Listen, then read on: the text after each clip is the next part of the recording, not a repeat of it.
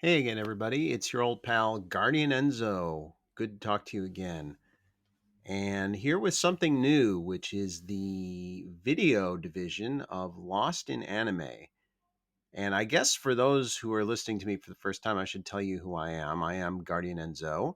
I live in Kansai, Japan. I have been running the website, which I originally called Lost in America, lostinanime.com, for over 10 years. And my main focus there is anime, as my regular readers and listeners will know.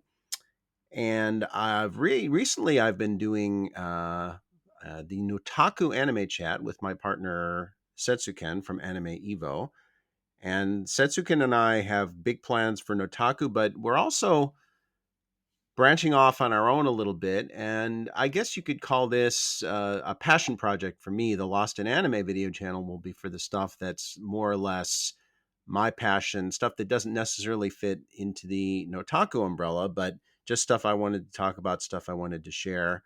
And of course, I'm not a video editor by any stretch of the imagination, so these are going to be nothing fancy, but it's just going to be a chance for me to share some observations, some recommendations, maybe some bits and pieces about life in Japan, things of that nature.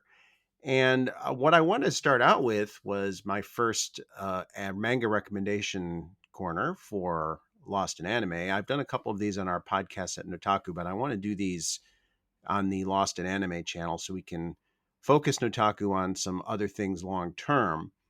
And I wanted to start with manga because I think manga is in a great place right now. It's incredibly healthy, it's vibrant, it's got a lot of stuff going on.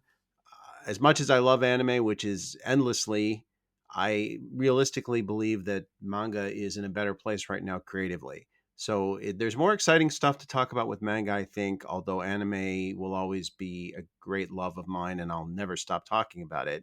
It'll always, I think, be the main focus of my website, and I think it'll be the main focus of Notaku, and it'll be a focus here too. But I want to start with manga.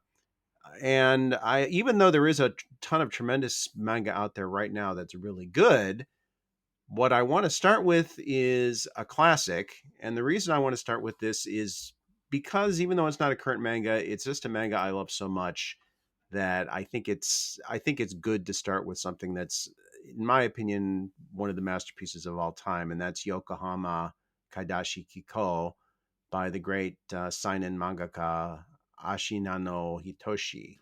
And many of you know YKK, which is what most of us call it.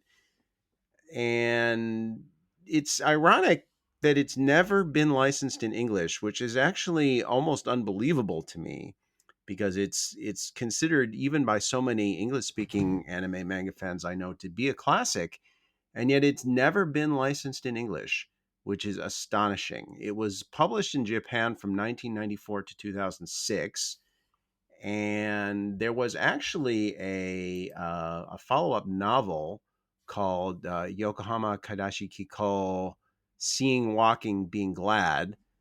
And that one has never even been translated as far as I know, but it is out there. That was published, I think, about 2008. There was also an OVA series, a couple of OVAs, which were fine for what they were, and there were some drama CDs, but it never really got a proper adaptation anime wise.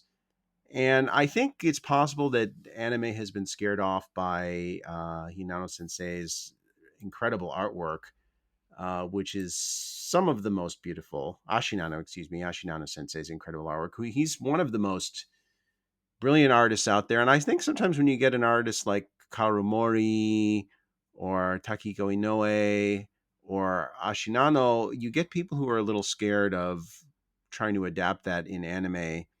Mochizuki Tomomi, who is a very well-known anime director, did direct those two OVAs, and they were fine for what they were, but they didn't give anyone who hadn't read the manga, I think, a proper idea of just how brilliant this is.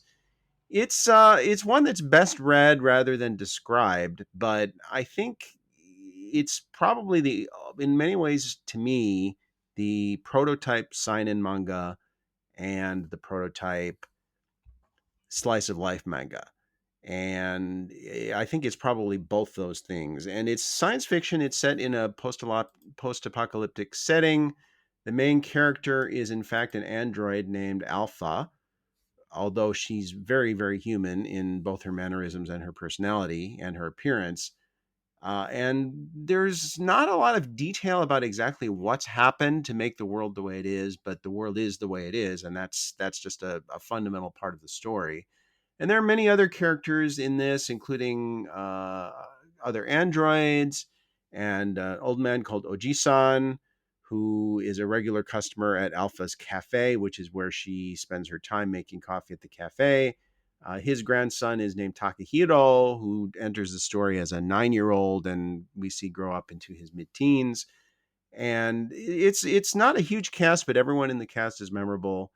It's an incredibly warm, incredibly powerful, quietly powerful series with some really, really beautiful imagery and themes of appreciating life, no matter how simple, no matter how sometimes painful it can be, appreciating it for all of its beauty, both philosophical and visual. And it's also for someone like me who loves coffee. It's one of the most, it's probably the best coffee manga I've ever read. It has a tremendous appreciation for coffee, and it really goes into the weeds a little bit with coffee. So it kind of helps if you're interested in that too. It's just a wonderful, wonderful manga in every sense of the word. I would be hard pressed to say any manga is my favorite manga, but there would be a very, very, very short list of manga that I consider the greatest manga ever written. Stuff like Vagabond, Hunter x Hunter, Spirit Circle, Cross Game, and Yokohama Kaidashi Kikou would definitely be on that list. I don't know how I would rank all those, but I wouldn't rank anything ahead of YKK. I'll tell you that it's that good. It's really quite remarkable. I think you sort of have to really sit back and take in the landscapes and the panoramas that Ashinano delivers, because he tells the story visually in sort of the same way that the anime Hyoka does. It's almost like the visuals are running as a separate narrative track from the dialogue, and they're both telling a story in their own way, and they complement each other. And this is a world that's very familiar to us in some ways. I mean, it is set in the Yokohama area, as you could tell by the title, but as I said, this is a strange feature, that one that isn't recognizable to us. We don't know why it is the way it is, but the people who live in it are so recognizably human, even the androids, that it's impossible not to identify with them, and it's impossible not to place ourselves in that environment and really feel what's happening. And I just think, this is a series that can appeal to modern anime fans, I think, a lot, because slice of life has become such a critical part of the anime landscape now. This is really slice of life, even though it's technically a science fiction manga. In fact, it won the 2007 Sayun Award, which is the biggest science fiction prize in Japan. I think it's primarily a slice of life manga, and the life is maybe not the same as the life we know, but that's often true with great slice of life stories. They use a somewhat fantastical or magical realism setting to illustrate everyday life in a way that would probably be harder if it were a more mundane setting. So that is Guardian Enzo's initial manga recommendation for the Lost in Anime, a Lost in Anime video channel. It certainly won't be the last. I'll be doing more of these, among other things I do for the channel. And I hope you'll stay tuned with me. If you're a manga fan, that's great. I'll be doing plenty of other things.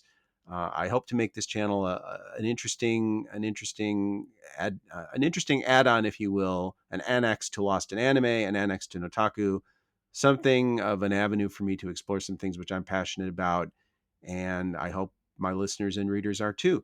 So thank you very much for listening, and I'll be back with more soon, and I hope you'll join me. Thanks a lot.